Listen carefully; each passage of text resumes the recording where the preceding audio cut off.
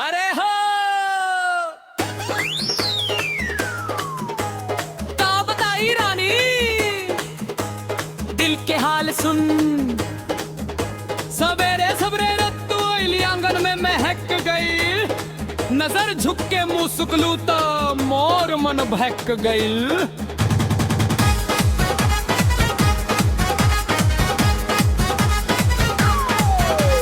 लाली चुनरी कंगन थन के छूटी ना नजरिया, हंसी तोहरा गाल पला के जैसे मीठे पनिया। धीरे धीरे नजदीक आई सन ना सतावे, पेत्र बस नाम लेके दिल के धड़का है। चूड़ी के छन छन मन धड़के, चूड़ी के छन छन छन। तोहरा बिना ना जी पाइबे, ना जी पाइबे। चूड़ी के छन छन रात जगे, चूड़ी के छन छन छन। सैया के दिल तू ही ले बे,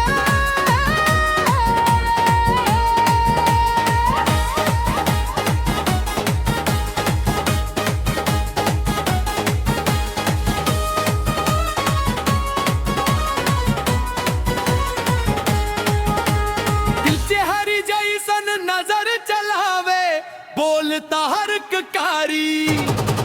गोर बदन पर साड़ी लागे जैसे फागुन फुलवारी। अंगना में जब पैर धर चमके पूरा गाँव, कवन जादू में डाल देलू फूल गइल बैठाओ।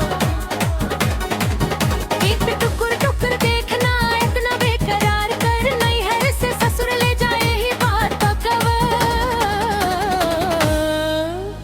चूड़ी के छन छन मन धड़के, चूड़ी के छन छन छन।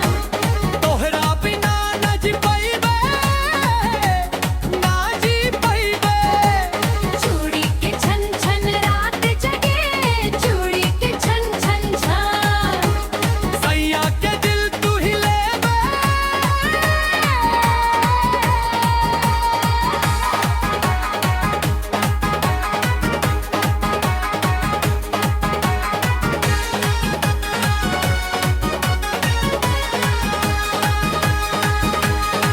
पकड़ के हाथ चले बेता रास्ता फूल बन जाई।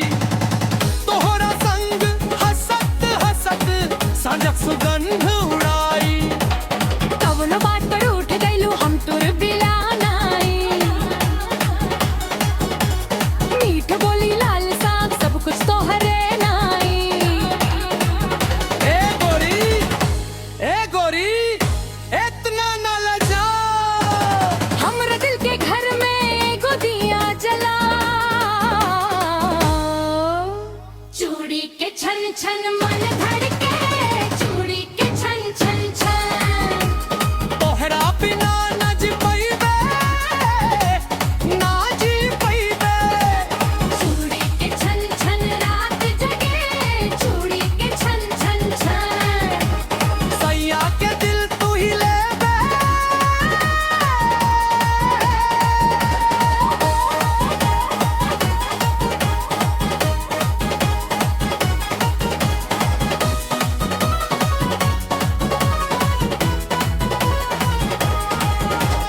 रौरा हंसली त सावन आई, माटी में फूल खिलल।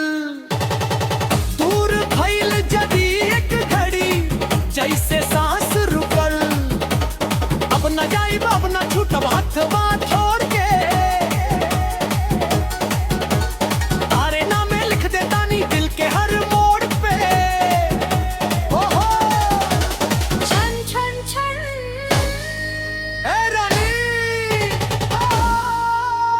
चूड़ी के छन छन मन धड़के, चूड़ी के छन छन